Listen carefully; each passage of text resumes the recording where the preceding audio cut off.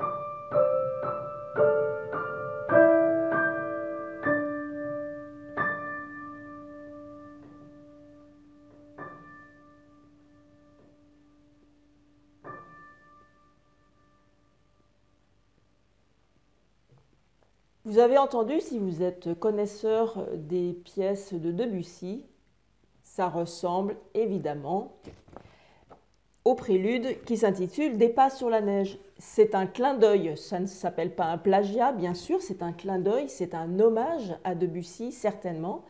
Et ce qui est très intéressant, c'est que ça fait rentrer les jeunes élèves qui peuvent avoir 2 ou 3 ans de piano, voire moins. Ça les fait rentrer dans l'univers un peu impressionniste, on va dire, entre guillemets, de Debussy. Parce que parfois, les pièces de Debussy sont assez ardues, difficiles à lire. Pas forcément difficiles à jouer, mais difficiles à lire. Et donc là, c'est une pièce qui est vraiment très simple à lire, très simple à jouer, Et on rentre vraiment dans un univers qui est très très sympa, qui est vraiment très harmonique. C'est magnifique. Et ça fait aussi, un peu comme les pièces de Debussy, ça fait explorer les aigus et les graves, vous avez dû l'entendre. Voilà, il y a quelques pièces. Ce que j'aime bien aussi dans cette pièce, je vais peut-être reprendre la partition, je ne vais pas faire une grosse analyse du tout, mais il y a quand même quelques petites choses que j'aime bien. C'est l'harmonisation, par exemple, d'une seule note. On prend la note, par exemple, là j'ai un Ré sur la mesure 35, par exemple, et il y a une octave vraiment toute simple. Et ensuite, on a quelque chose qui s'ouvre encore plus avec le... Voilà. Et là, on est toujours avec un petit Ré à la main droite, donc c'est super. Et on revient après. Voilà. On a une cellule, on va dire une cellule, on a une note qui a un embryon de musique. Et ça, c'est Neuhaus qui parle de cette note qui est embryon de musique, qui s'ouvre après sur une seconde, et sur une tierce mineure, ça recommence.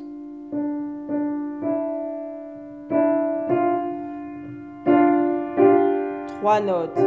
Et après, ça va s'enrichir sur une quatrième note avant l'arrivée des deux mains, qui est un peu la même chose. La même chose, mais évidemment, c'est une sorte de multiplication des cellules. Hein. On a l'impression qu'il y a la vie qui arrive. Moi, j'aime beaucoup ça. Et puis avec le crescendo aussi.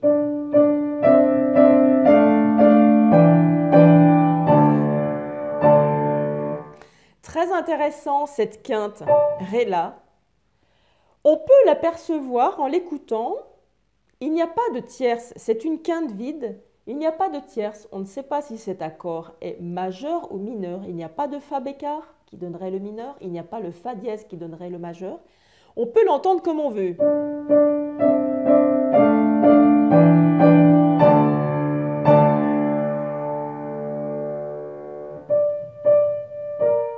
Voilà, une tierce majeure là qui donne encore une autre couleur. On est parfois surpris par de très belles couleurs qui s'enchaînent.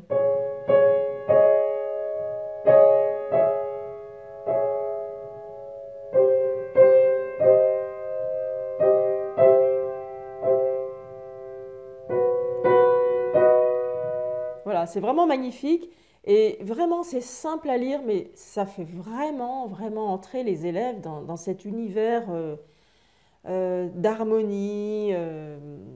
C'est pratiquement de la musique méditative.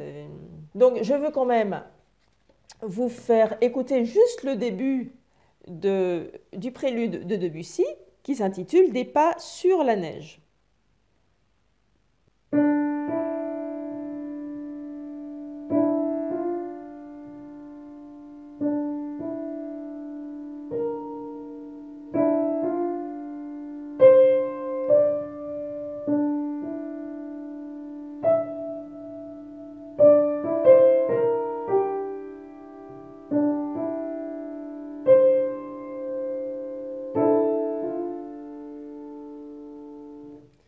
Voilà.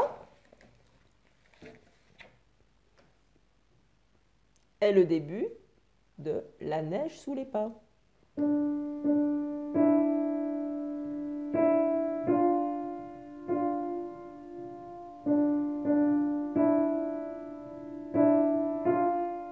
Voilà, vous aurez compris qu'il y a vraiment un parallèle qui est fait. Mais en tout cas, voilà. J'espère que cette découverte de pièces vous a plu. Elle est issue d'un livre qui s'appelle Clavier d'avenir. Donc, c'est aux éditions Biodo. J'ai acheté la partition, je ne suis pas payée pour en faire la pub, mais voilà, je pense que mon rôle, c'est aussi de vous faire découvrir des pièces que j'aime bien et qui sont très bien écrites pour nos élèves. Donc, si ce contenu vous a plu, vous pouvez vous abonner à ma chaîne. Vous avez dépassé la centaine d'abonnés. Alors, continuez, je suis ravie que ça vous plaise, que ce contenu vous plaise.